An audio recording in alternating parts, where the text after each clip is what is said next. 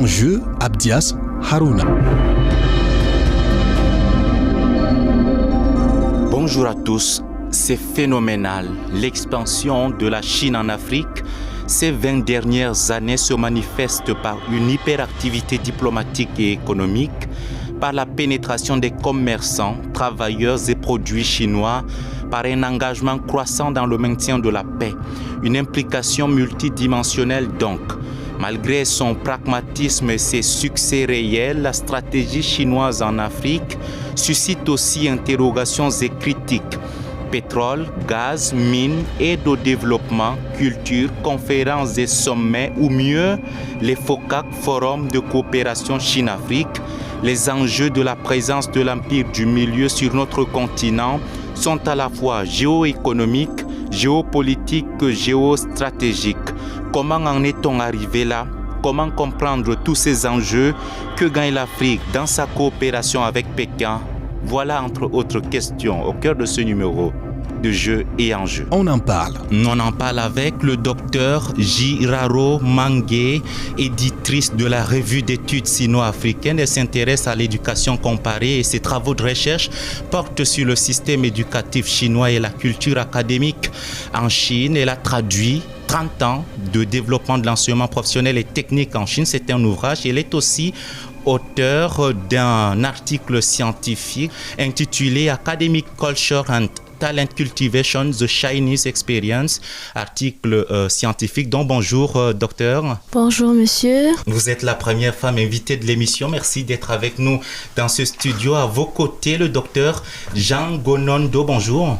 Bonjour, monsieur Harouna. Rédacteur en chef de la revue d'études sino-africaines. Merci d'être avec nous dans ce studio. Vous êtes auteur d'un dictionnaire chinois et d'un ouvrage intitulé Développement de l'enseignement chinois au Cameroun. C'est un ouvrage en cours d'édition. Merci à vous. En face de vous, le professeur François Wassoni, sinologue spécialiste de l'histoire contemporaine à l'université de Marois. Bonjour. Bonjour, Abdias. Vous avez dirigé l'ouvrage intitulé La présence chinoise en Afrique francophone avec Olivier Mbabia. Vous êtes aussi le coordonnateur du premier numéro de la revue d'études sino-africaines. Merci à vous d'être avec nous dans ce studio. Vous êtes aussi avec Olivier Mbabia sur un projet, le PRAM, pôle de recherche sur le monde émergent. Avec vous, nous allons donc débattre des questions géopolitiques sur la présence chinoise en Afrique. Mais déjà, on commence par situer nos auditeurs. On a parlé tout de suite de la revue d'études sino-africaines. C'est une nouvelle revue. Qu'est-ce que c'est, docteur Jean Gonondo, vous qui en êtes le rédacteur en chef? Oui, je suis le rédacteur en chef de la revue d'études sino-africaines, en abrégé RESA. En anglais, Journal of Sino-African Studies, JSAS, et en chinois, Zhongfei Yanzhou Xuekan. Cette revue est une revue indépendante de sciences humaines et sociales créée en 2022 pour la promotion d'une étude, bien évidemment, sino-africaine. Il permet de publier des articles de qualité, originaux, soumis à des pairs pour une évaluation. Elle publie actuellement 2 numéros par an, en français, en anglais et en chinois. Alors, vous êtes d'ailleurs ici puisque vous venez de publier le premier numéro sous la coordination du professeur François Wassoni. L'éditrice de cette revue est à vos côtés, tout juste. Quelle est la plus-value de cette initiative, docteur Jiraro? Déjà, il faut dire, pour citer le professeur Wassoni dans son introduction du premier numéro de la revue d'études sino-africaines, nous devons dire que cette revue offre une perspective africaine aux études sino-africaines. En plus, il faut noter que nous sommes à l'ère du numérique et la revue d'études sino-africaines est une revue accessible en ligne sur son site web sino-africanstudies.com. C'est sino-6 africanstudies.com. Et tous les articles qui y sont publiés sont accessibles gratuitement. Également, il faut dire que la revue d'études sino-africaines s'est arrimée aux standards internationaux en la matière. Notamment, la revue est dotée d'un numéro ISN. Nous sommes également affiliés à Crossref et donc chaque article publié dispose d'un DOI. Et nous sommes également indexés sur des des grandes plateformes d'indexation des revues scientifiques, notamment Google Scholar, Internet Archive, HAL Archive ouverte, Sémantique Scholar et même ERIC. Nous sommes également en train de travailler pour une indexation sur d'autres plateformes, notamment SiteFactor, EBSCOhost et Procast. Professeur François Ouassouni, vous qui en êtes le coordinateur, vous avez un mot à dire? Oui, je voudrais saluer à sa juste valeur cette initiative africaine. Il s'agit d'un regard à partir de l'Afrique sur les rapports entre la Chine et l'Afrique. Quelle est justement la place de la Chine dans la géopolitique mondiale en Afrique et même au Cameroun?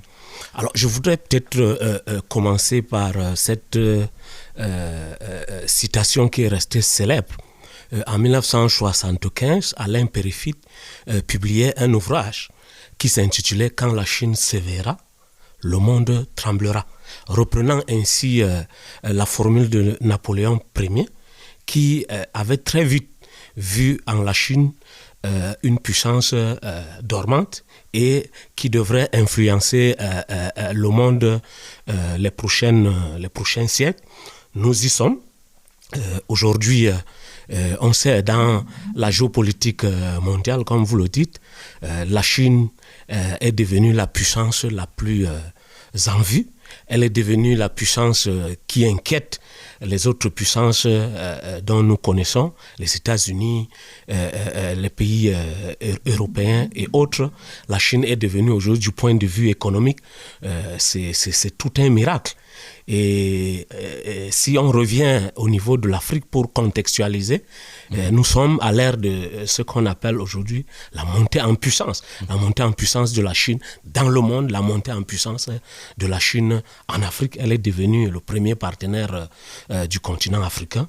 Et on peut voir son activisme tous azimuts du point de vue économique, du point de vue culturel, du point de vue surtout des infrastructures, de telle sorte qu'aujourd'hui, il y a des néologismes, des expressions, j'allais dire, qui ont vu le jour. On parle de la Chine-Afrique, on parle du temps de la Chine en Afrique et autres pour caractériser cette extraordinaire montée en puissance de la Chine. On va entrer dans les détails, mais déjà, cette présence se fait aussi ressentir au Cameroun. Hein?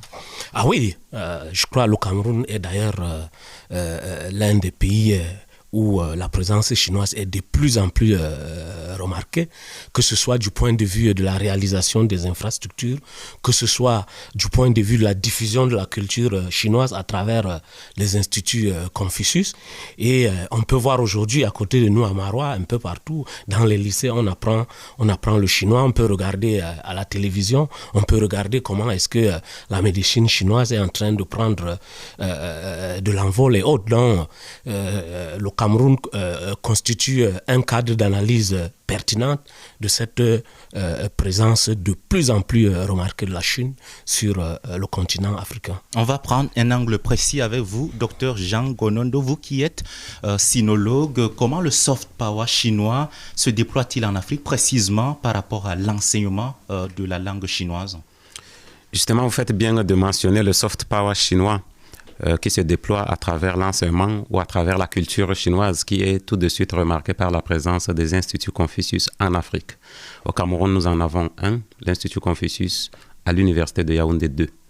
Donc, le démembrement... Avec pour antenne à l'Université de Marois. Oui, avec pour antenne le centre Confucius annexe de l'Institut Confucius de l'Université de Yaoundé 2. Ici, sur place, nous disons déjà que depuis 2008, on enseigne le chinois à l'Université de Marois. Un lieu particulier de par sa position stratégique, c'est-à-dire il est au centre. Il y a le Nigeria, il y a le Tchad, il y a d'autres pays qui font que cet endroit attire davantage d'autres milieux où il n'y a pas encore le chinois. Alors, docteur Giraro Mangué, vous qui avez travaillé sur la culture académique chinoise en Chine, est-ce que dans la conception de celle-ci, on prédispose déjà à une sorte de projection de puissance? Déjà sur le sujet, on peut relever que le système éducatif en Chine est axé sur les valeurs traditionnelles chinoises. Les valeurs traditionnelles chinoises et l'amour de la patrie. Ce qui fait que les Chinois ont tendance à promouvoir leur culture, à promouvoir leur pays, peu importe le lieu où ils se trouvent. C'est-à-dire, fondamentalement, les Chinois sont prêts. Ils sont prêts, c'est-à-dire à aller à l'extérieur, mais toujours pour faire la promotion de la culture chinoise, des valeurs chinoises. Alors, professeur François Wassouni, comment, par sa médecine, la Chine déroule-t-elle son soft power? Alors, il faut peut-être revenir sur la notion de soft power. Qui voudrait dire la puissance douce par opposé au hard power. La puissance Alors, dans la stratégie du déploiement de la Chine, justement, quand on parle de la puissance douce, c'est cette puissance-là qui ne passe pas par les canaux classiques de la diplomatie, des accords, je ne sais pas où, c'est trop visible. Donc, la culture est un élément fondamental du soft power. Et donc, dans ce soft power, on peut voir donc comment est-ce que la Chine s'est arrangée à faire la promotion, la diffusion de sa langue, la diffusion de sa culture, la diffusion de son cinéma, la diffusion de son sport et autres. Ce sont donc autant des éléments comme ça qui se diffusent et qui contribuent donc à donner une image attractive de la Chine. À côté de la circulation de tout ce que vous connaissez, il y a une forte circulation des produits, il y a une forte circulation des savoirs, des savoir-faire. Et dans tout ce package-là, on met donc la culture qui a une place importante. On peut voir donc au niveau du Cameroun comment est-ce que depuis les années 70, comment est-ce que dans le cadre de la coopération sino-camerounaise, les accords ont mis un accent sur le volet de la santé. Donc on a comme ça des hôpitaux, les hôpitaux de Balmayo, les hôpitaux de Guider, qui ont été d'ailleurs construits par des Chinois et où on opère des missions, les coopérants chinois. Donc, à côté de la biomédecine, il y a donc aussi la médecine traditionnelle chinoise, avec donc les pratiques comme l'acupuncture et autres, avec des produits de la médecine traditionnelle chinoise. Ça, du point de vue formel. Et maintenant, on peut aussi regarder tout le côté informel, avec donc cette forte circulation de tout ce qui est Chine, des produits de soins chinois, avec des cabinets de soins à la traditionnelle qui ont été ouverts d'un côté par des Chinois qui sont des tradis praticiens, et à côté on a aussi des Camerounais qui sont devenus des tradis praticiens à la chinoise, qui diffusent donc ces savoir-faire, qui vendent tous ces produits-là que nous rencontrons dans les agences de voyage, lors de voyages vers le sud surtout, et aussi dans le train. Donc tout ça constitue des éléments pertinents pour nous parler donc de cette forte présence de la Chine, tant du point de vue officiel, avec donc la grande ambassade de Chine, avec donc toutes ces infrastructures. On a vu comment est-ce que les Chinois ont remis à jour l'immeuble de la mort. On a l'hôpital gynéco-obstétrique. On a beaucoup d'infrastructures, le palais de sport. Oui, on reviendra sur le volet des infrastructures. Mais déjà, docteur Jean Gonondo, quelle analyse faites-vous de la politique linguistique chinoise en Afrique? Il faut déjà dire que la Chine, récemment, promeut ce qu'elle appelle zhou chuqu, comme pour dire la sortie. Cette sortie se fait à travers l'exportation de sa langue, donc qui est manifestée par la présence des instituts Confucius, surtout un peu partout en Afrique. Il y a aussi la politique Yin Jinglai, comme pour dire faire entrer. Qu'est-ce qu'on fait entrer? C'est la langue étrangère, particulièrement les langues africaines qui sont enseignées aussi en Chine actuellement. Oui. Et même depuis, dans les années 1960, le Swahili, par exemple, le Hausa, par exemple, l'Amharique et d'autres langues africaines. Ce qu'il faut retenir, c'est que la Chine enseigne les langues africaines depuis 1960, oui, mais enseigne de façon méthodique. Ça veut dire, à l'Université des langues étrangères de Pékin, on enseigne une promotion, oui. On attend, c'est-à-dire on met ce produit-là d'abord sur le terrain, oui. On attend une période et on relance encore. Ce qui fait que depuis 1960 jusqu'à nos jours, pour la langue Hausa et le Swahili, la Chine a formé seulement environ 200 personnes.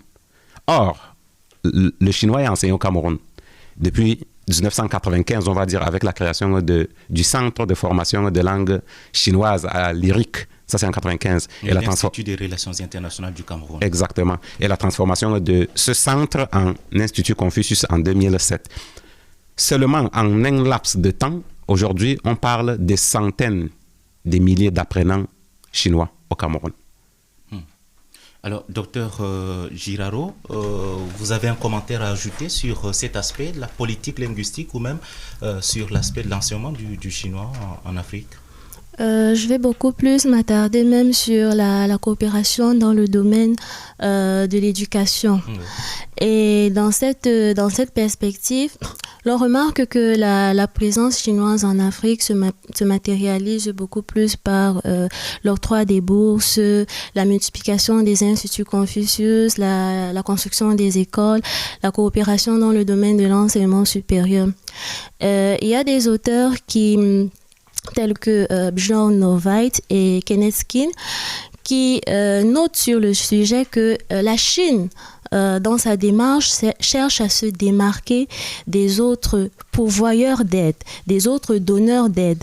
Mais dans la pratique, on se rend compte qu'elle n'est pas très différente des autres acteurs ou de ceux qui étaient là avant. Oui. C'est ce que je voulais ajouter. Merci. Alors, professeur François Wassouni, vous parliez tout à l'heure des infrastructures. Justement, la présence chinoise en Afrique se traduit par la construction des infrastructures routières et bien au-delà. Au relent géopolitique et géostratégique même, quel est le revers de ce pilier? Alors, peut-être je vais revenir tout à l'heure pour dire que la Chine a pris tout le temps pour élaborer sa stratégie de déploiement. Peut-être pour essayer un peu de corriger ce que les puissances occidentales avaient jusque-là. Et là, la langue est un élément important un élément important de projection de puissance. De projection de puissance. Et on va voir comment est-ce que on parle de la diplomatie win-win. Oui. La diplomatie win-win qui veut dire diplomatie gagnant-gagnant. Oui. Ce qui n'était pas le cas avec les autres puissances comme la France, l'Angleterre et autres. Est-ce que concrètement, c'est vraiment du gagnant-gagnant? Là, ça dépend de quel côté on se situe. Gagnant-gagnant dans la mesure où c'est la Chine. La Chine ne vient pas avec des projets tout faits. C'est d'aller vers les pays africains pour savoir quels sont les besoins. Et on sait que du point de vue infrastructurel, le besoin est énorme. Hein? Et là, les choses ne se passent pas avec une certaine pression. Vous savez comment est-ce que les aides, depuis un certain temps, les aides, par exemple, des pays occidentaux étaient conditionnalisées. Il y a des conditionnalités. Oui. Or, avec la Chine, il n'y a pas de conditionnalité. C'est j'ai besoin des routes. En retour, vous allez me donner du bois. J'ai besoin peut-être des hôpitaux. En retour, vous allez me donner d'autres types de ressources naturelles. Voilà un peu ce qu'il faut mettre dans le registre de cette diplomatie gagnant. Oui. Donc, et là, on a l'impression, on ne passe pas tout le temps à faire une forme de chantage. Où c'est les dictatures, où vous ne respectez pas la démocratie, des autres comme ça. La Chine ne s'intéresse pas à ces éléments-là. C'est de savoir qu'est-ce que vous voulez et qu'est-ce que vous me donnez. Et on a vu en quelques années comment est-ce que nombre de pays africains comme ça se sont dotés de grandes infrastructures. Je voudrais citer Jean-Jacques Gabas, Dias et Raphaël Chaponnier qui disaient dans leur ouvrage, notamment sur le temps de la Chine en Afrique, enjeux et réalité au sud du Sahara, dit que la Chine est en Afrique depuis longtemps, mais il faut admettre que les chiffres de la dernière décennie sont imposants. Les échanges entre le continent africain et ce pays ont été carrément doublés. Et en 2010, pour la première fois, la Chine a dépassé les États-Unis, devenant le principal partenaire commercial bilatéral. Là, c'est du point de vue économique. Oui. Maintenant, si on regarde le registre des infrastructures, c'est considérable. Partant, par exemple, du Cameroun, tout simplement, ou du point de vue de l'espace. La puissance, ça se lie aussi à travers l'espace. Comment est-ce que dans la spatialisation, oui. Par exemple, juste au niveau de Yaoundé, on peut regarder, par exemple, la présence chinoise à travers cette ambassade qui est imposante. On peut regarder comment, du point de vue le centre, l'hôpital gynéco-obstétrique, le grand immeuble, le palais de sport et bien d'autres. Et on a vu comment au niveau de la ville de Yaoundé, le drainage des eaux du Fundi, qui porte aussi l'estampille de la Chine. Donc c'est une présence tous azimuts. Oui. Cette diplomatie-là, elle se déploie dans plusieurs secteurs. C'est détachant de ce que les autres puissances nous avaient habitués jusque-là. Et tout ça participe à ce que j'appelle la construction d'une forte image de la Chine en Afrique à travers donc cette occupation de l'espace, cette circulation tous azimuts des produits, des savoir-faire, de la culture chinoise. Parfois, ces infrastructures sont constituées en don. On a vu le siège de l'Union africaine qui est un don de la Chine. On va sortir par cette question.